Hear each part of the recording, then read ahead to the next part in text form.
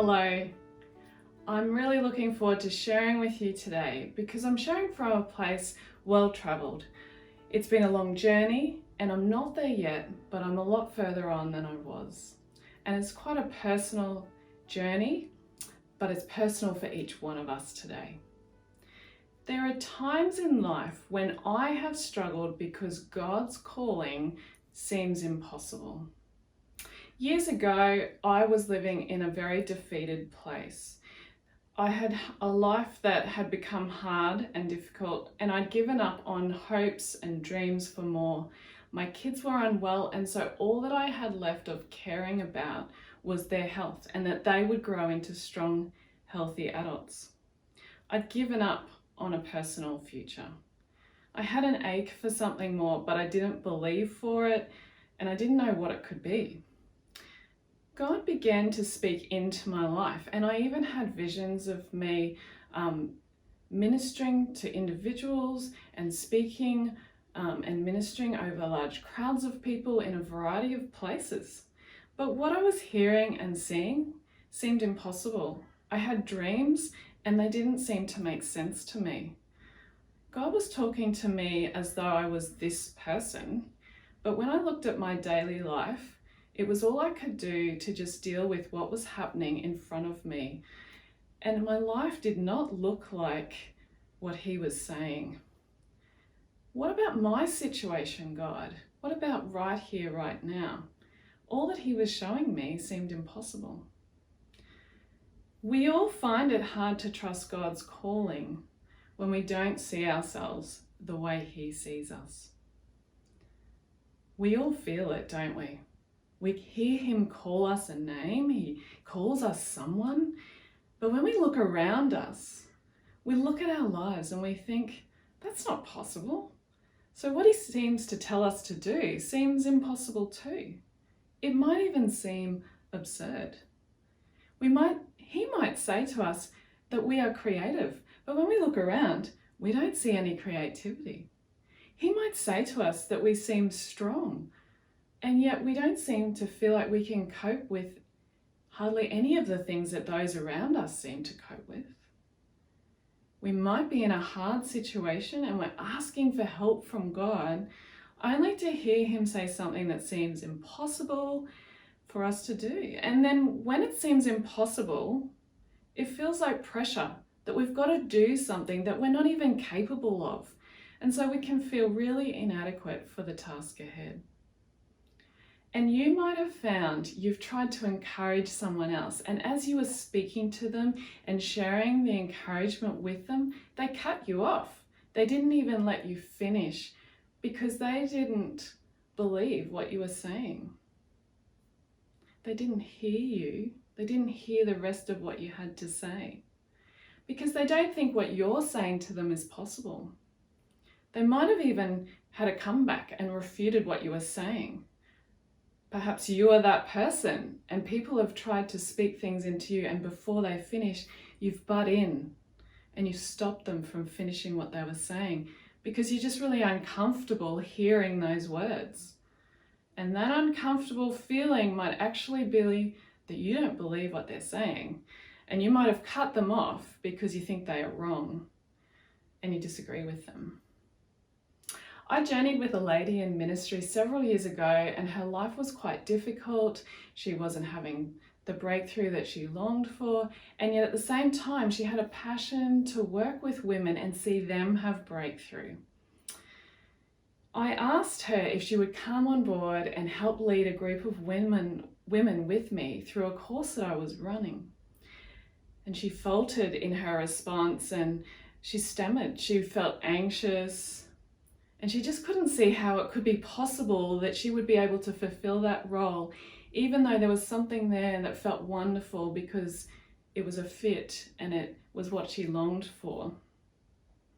And so she had an overwhelming and a daunting feeling of it being too much for her or looking ridiculous, that her life wasn't all worked out. And yet I was asking her to help lead others through. So she felt pressure then. She felt anxious. She questioned if she should do this. And when we don't see ourselves the way that God does, what he says for us will seem impossible. That tension of needing God and seeking him only to be hearing something that seems impossible, it just can feel too hard, it can feel too much pressure, and it can be painful and frustrating. But in God, in his word, there is an answer to this struggle. And in Judges 6, there's a man called Gideon who was in just this situation.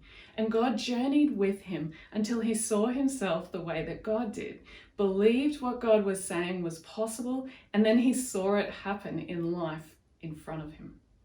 Gideon was the lowest person of the lowest clan of the Israelites, who at the time were defeated by other nations. So he's the low of the low of the low. The Israelites were barely surviving.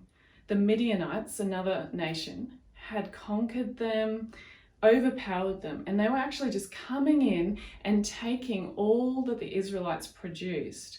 And so the Israelites could barely scavenge enough of what they had produced in their crops to eat and survive.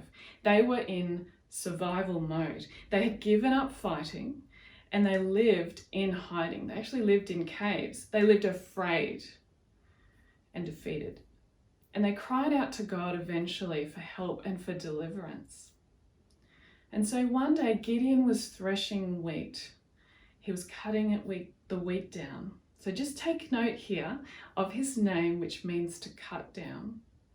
He was threshing wheat in a confined place, actually in a wine press, which is not where you thresh wheat. You usually need a big open space, and he was in the confined space, hiding away so that he could keep that to live on.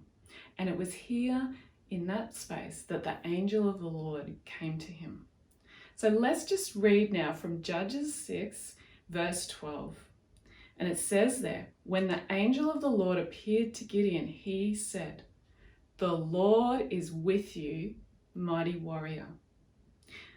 Verse 13, but sir, Gideon replied, if the Lord is with us, why has all this happened to us? Where are all his wonders that our fathers told us about when they said, did not the Lord bring us up out of Egypt? But the Lord has abandoned us and put us into the hands of the Midianites. I wonder how many times you've cried out to God just to hear God say, I am with you. I know I've heard this. And what I actually wanted to hear was the sound of God taking action and sorting out my life and bringing deliverance. Or at least hearing words that made a solution clear. So you can imagine Gideon here. He's in hiding. He can't even freely swing his staff or rod to beat out those fitches and cumin when threshing the wheat. He's barely surviving, and all he gets from the Lord is that God is with him. It makes sense that Gideon replies that if you were with us, so just note the word us, if you were with us, this would not have happened. You have delivered us before. Can you relate? Do you have times where you've seen miracles happening for people all around you? Or even perhaps you've had a miracle in the past and yet here you are and there's no breakthrough? The Israelites knew that their forefathers had been delivered when God parted the waters and took them out of Egypt. So why then did Gideon think that the Lord, the angel of the Lord, was speaking to us, to the Israelites, and not to him as a person? I'd like to propose it's partly because Gideon was the lowest of the low of the low. So he didn't have any expectation that the Lord would ever speak to him as an individual. He thought of himself as a nobody. He didn't think he was a person that could bring about any change. Why else, though, didn't Gideon realize that the angel of the Lord was speaking to him as an individual? I'd like to also propose it's because he disagreed with the first part of what the Lord said. I am with you. The Lord is with you. And so because he disagreed with those words, he didn't even listen. He didn't keep listening to what else was said. And so he missed the next two words, and the next two words were mighty warrior. He stopped listening because he disagreed with the first part. If he had heard those words, mighty warrior, he would have realized that's an individual name. He's not talking to all of the Israelites. He's talking to a person. It must be me. He couldn't see evidence that God was with them because his life looked so bad. And so he disagreed. He stopped listening to what the Lord was saying, missing out on hearing key words, mighty warrior, his name. And we do that, don't we? We have conversations with people, and as soon as they start to speak about something that we disagree with, we seem to have a thought maybe of, they don't know what they're talking about. And so we stop listening. We might still be standing there, but we're not paying real attention. We're not hearing what they're saying. And we don't bother to know what they're really saying. This is confronting to say, but when we do this, we think we know more than that person before we've even bothered to hear what they know. And we do this with God, but we still like to ask God to help us and tell us who we are, God. What if God is saying it and we're just not hearing it? But despite this, with Gideon disagreeing with God, the angel of the Lord says something graciously and gently back to him. And he says in verse 14, "Go in the strength you have and save Israel out of Midian's hand. Am I not sending you?" And Gideon realizes here that God is talking to him as an individual. So he's caught on to a bit more of what the Lord is saying, and he still thinks, this is impossible. If God wants me, who has nothing, a nobody, to go and save my nation of people, I can't do that. I'm not strong. I have no strength. Like, what is God thinking, saying that I can do this and use my strength? I'm weak. I don't have any strength. And as my teenager would say, that's ridiculous. Have you ever thought that? That's ridiculous that I would do that. It says in verse 15 that Gideon replied to God, how can I save Israel? He's talking about his whole nation. How can I save Israel? My clan is the weakest in Manasseh, and I am the least in my family. But learning to see ourselves as God sees us is the first step. God responds graciously and patiently to Gideon again. And he replies in verse 16, I will be with you, and you will strike down the Midianites together. So God has now spoken 3 times, and each time he speaks a bit differently with a little bit more, just gradually helping Gideon to understand. And he shows in this statement that he's talking about who Gideon is, that it's about Gideon being a mighty warrior, the one who cuts down. He is this, the mighty warrior, because God said he was. God made him that way, and he is able to be the mighty warrior because the Lord goes with him.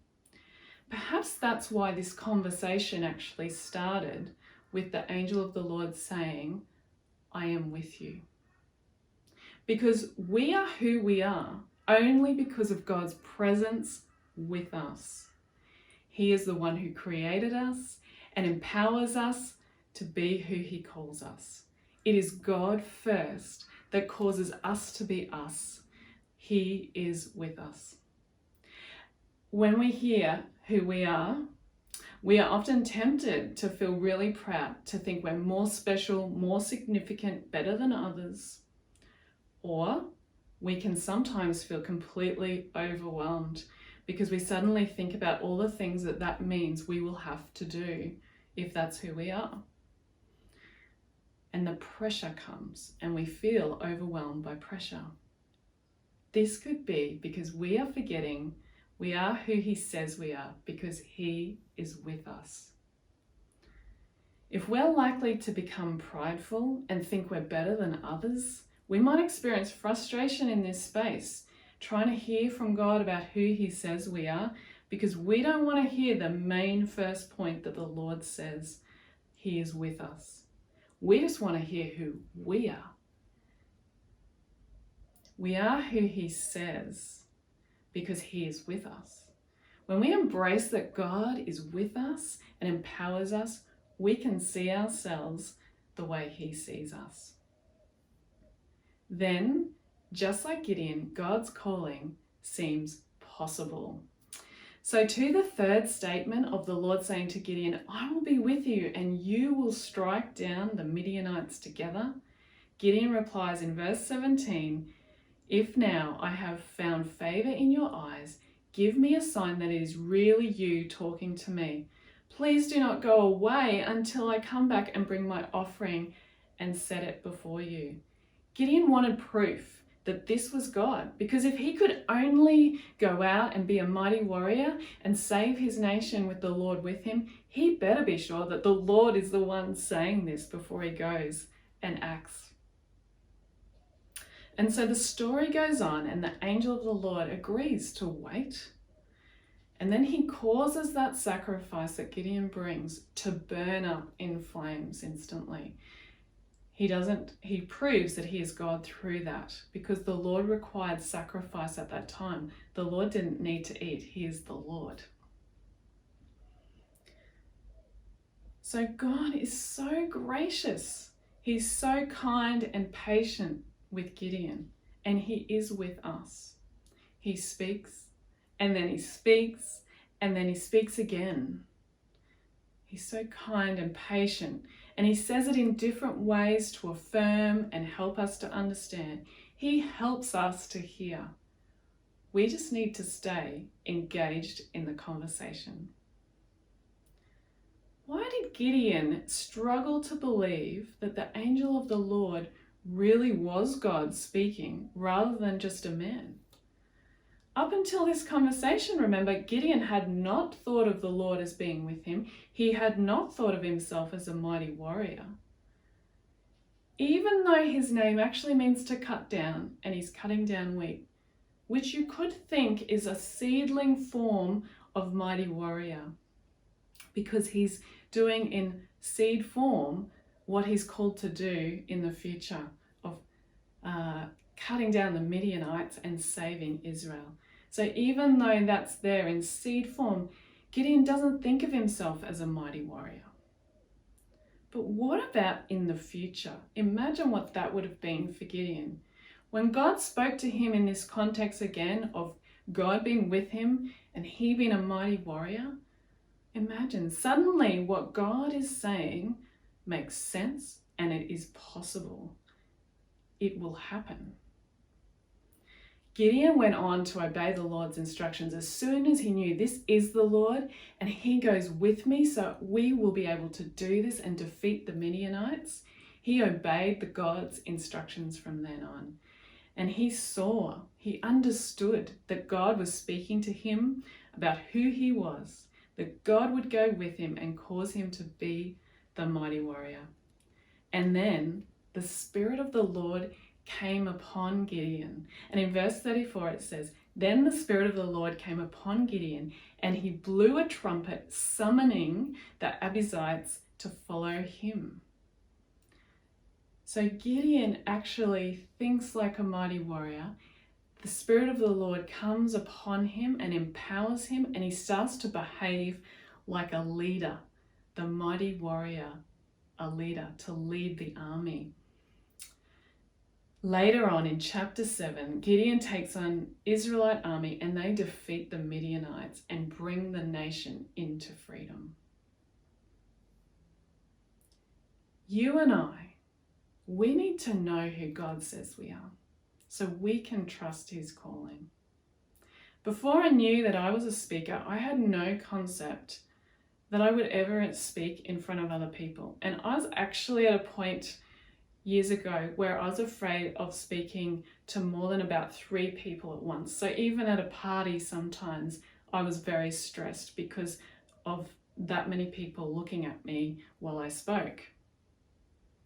So seeing myself in visions, speaking to large crowds of people, saying really bold things for the Lord seemed completely impossible. And now I've realized that I am this because of God creating me that way, saying it, and because He is with me. And so here I am speaking today because He is with me. Imagine hearing from the Lord and knowing straight away that it was Him speaking and that what He said seemed possible to you. Imagine that being normal. Imagine if you already knew who you were and that God was giving you directions what to do in your daily life to live empowered with His presence. Wouldn't that be amazing to have that connection with God and that sense of confidence about everything in life? Imagine what it would be like for you to watch someone that you loved see themselves the way that God did and see them step into everything that God had for them, where they would boldly share what they had with everyone around them. Imagine how exciting it would be for you to see that in that person you love. But imagine what would happen if we all worked this out, all of us together. What if we were all seeing ourselves the way that God sees us? Just imagine some of the things that we might see, the boldness amongst us to share God with people that we know need Jesus. To speak up, that boldness to speak up for those who are being hurt. To see that business flourish and impact the whole community and the industry that it is working within. What about to see parents loving their kids with strong love, where they care deeply for their children and they're engaged, but they discipline well? Imagine how exciting it would be to be part of a community like this. And when one is struggling, the others around pull them back up into the space where they see themselves as God sees them and they can live empowered once again. So see yourself as God sees you. It is because of Him that you are who He says. And then what He says will seem possible and you will go on to see it happen. Bless you. See you later.